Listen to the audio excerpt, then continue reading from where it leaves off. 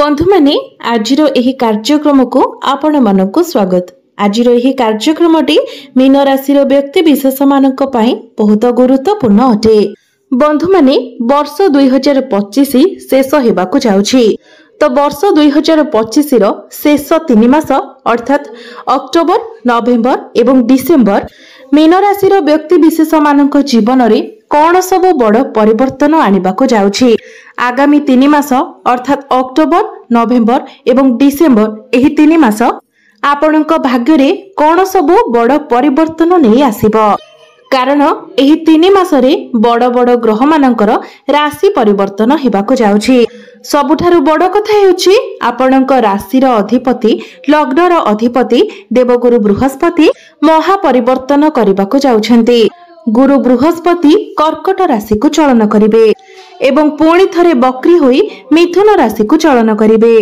न्यायर देवता कर्म फलदाता शनि देवंकर बक्री चलनरु मार्गी चलन हेबो।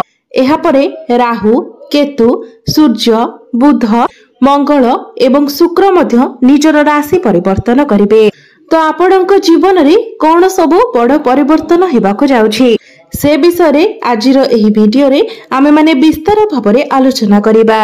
तेबे एहा पूर्वरु जदि आपणकर मध्य मीन राशि होइताय तो वीडियोटी को लाइक करी चैनल टी को सब्सक्राइब करि दियंतु एवं कमेंट बॉक्स रे भक्ति एवं श्रद्धार सहित जय श्री जगन्नाथ जय मां लक्ष्मी निश्चय लिखंतु।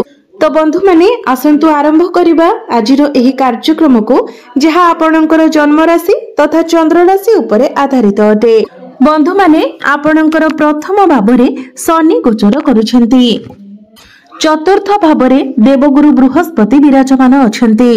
षष्ठ भावरे केतु एवं शुक्र, सप्तम भावरे सूर्य, अष्टम भावरे मंगल एवं बुध एवं आपणकर द्वादश भावरे राहु गोचर करुछंती। तो सर्वप्रथमे आपणक राशि अधिपति देवगुरु बृहस्पति ठारू आरंभ करिबा।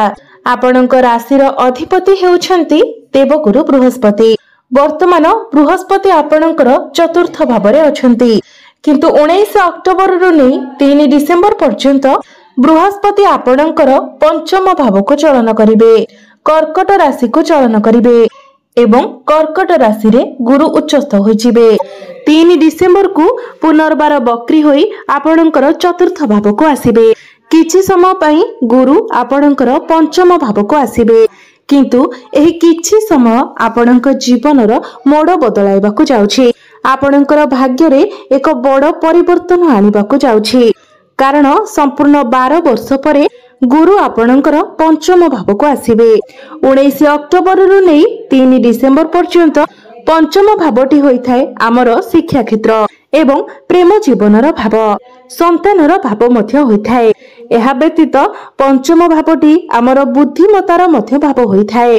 तो जेतेबेले बृहस्पति आपणकर पंचम भाव को आसीबे एहा आपणको संतान सुख प्रदान करिवो। संतानक तरफरु आपणको कोनोसी खुशी खबर मिली पारे किंबा आपणकर जदि संतान आपण जदि संतानर कामना करूथिले सेही इच्छा मध्य आपणकर पूर्ण हेबो।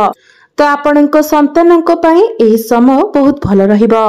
आपणक संतानक पई आपण समाज रे सम्मानित हेबे। गुरु हेउछंती ज्ञानर कारक ग्रह। तो ज्ञानर कारक ग्रह होई आपणकर शिक्षा भाव को आसीबे। एहा आपणकर शिक्षा क्षेत्र को नहीं बहुत भल समय अटे।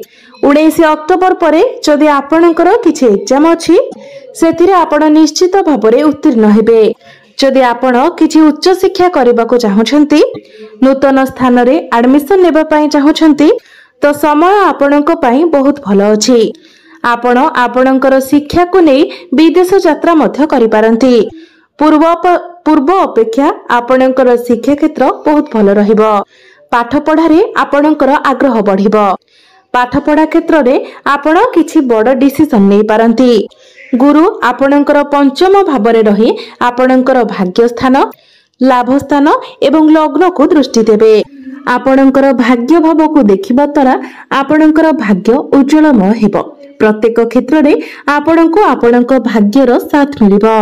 आपणकर भाग्य रे आपण एक बड़ परिवर्तन देखिबाकू पाइबे।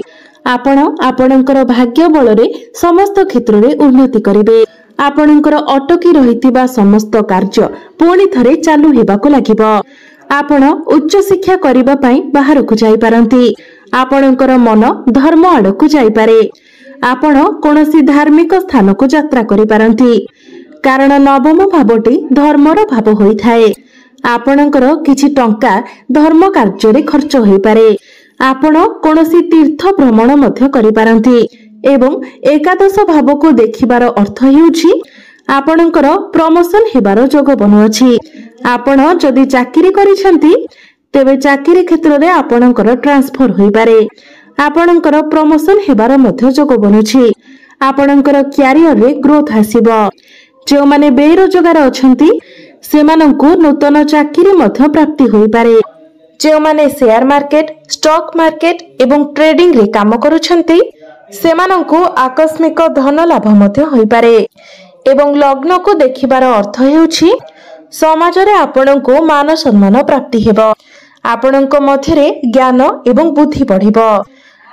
समाज रे आपणंकर लोकप्रियता बढ़िबो। आपणंकर स्वास्थ्य बहुत भलो रहिबो। पूर्वरु जदि आपणंकर किछि स्वास्थ्यगत समस्या लागि रहउथिला से सब आपणंकर दूर होइछिबो। एबे आसंतु जानिबा शनि देवंक विषय। तो बंधु माने वर्तमान शनि आपणंकर प्रथम भावरे अछंती।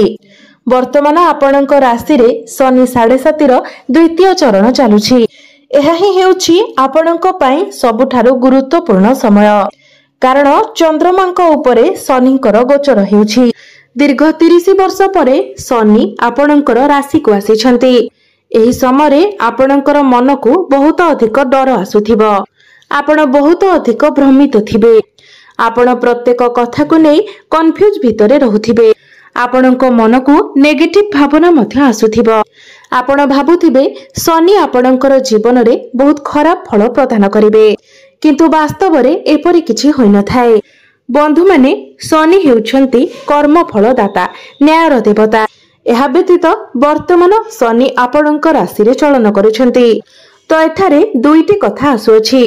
प्रथम कथा हेउछि आपणकर राशि रे आपणकर कुंडली रे शनिकर स्थिति किपरि रहिछि।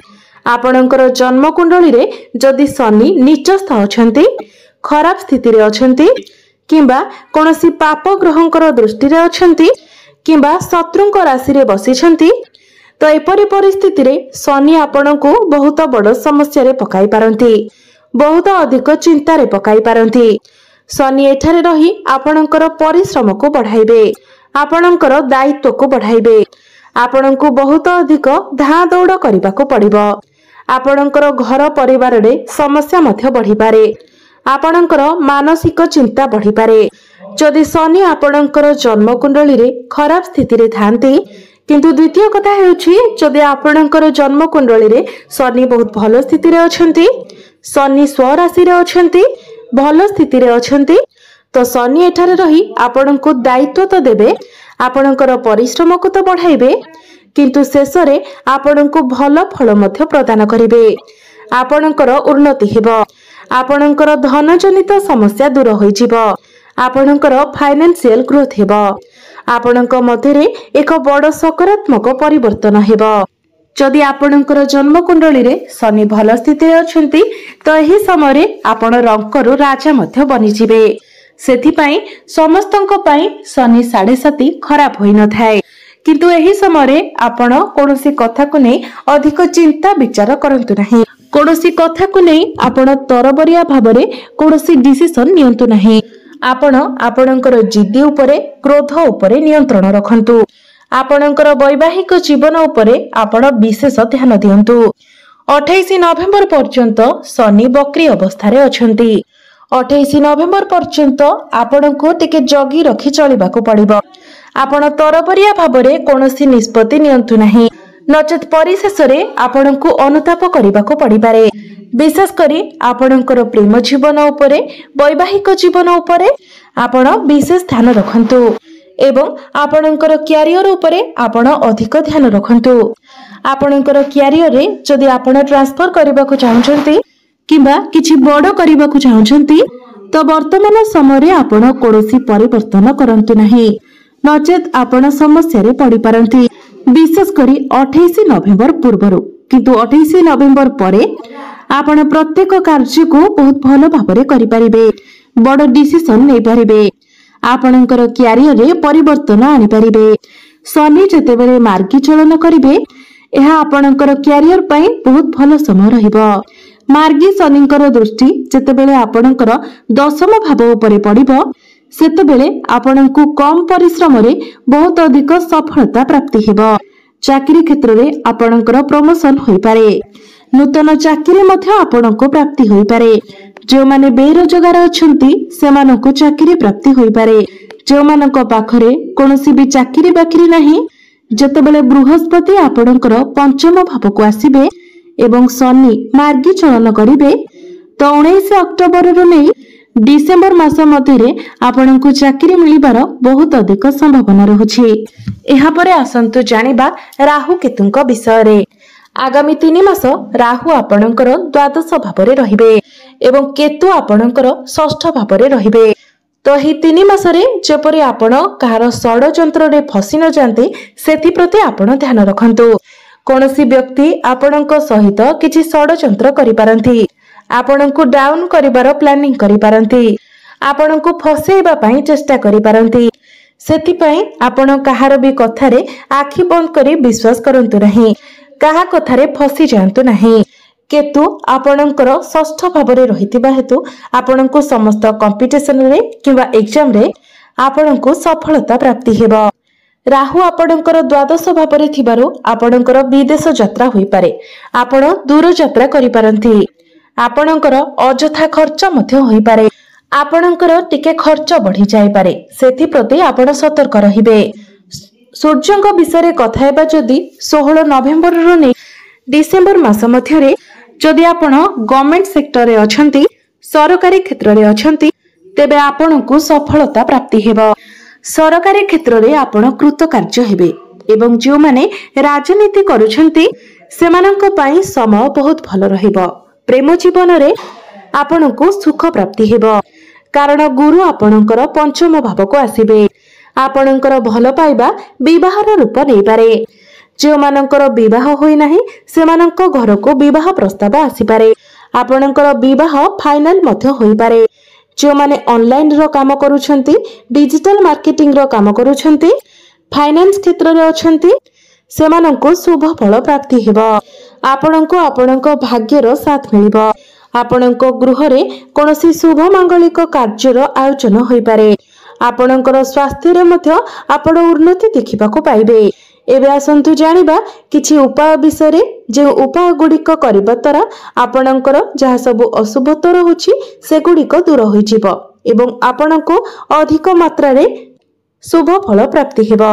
तो सेथि पई आपण प्रत्येक दिन गुरुंकर बीज मंत्र 108 थर जप करंतु एवं प्रत्येक दिन आपण हनुमान चालीसार पाठ करंतु एवं प्रत्येक दिन आपण उदित सूर्य को तंबा पात्र रे जलार्घ्य अर्पण करंतु। निश्चित भाव में आपण को अधिक मात्रा रे शुभ फल प्राप्ति हेबो। तो बंधु माने आपणकर जीवन मंगलमय हेउ, एहा ही ईश्वरंकर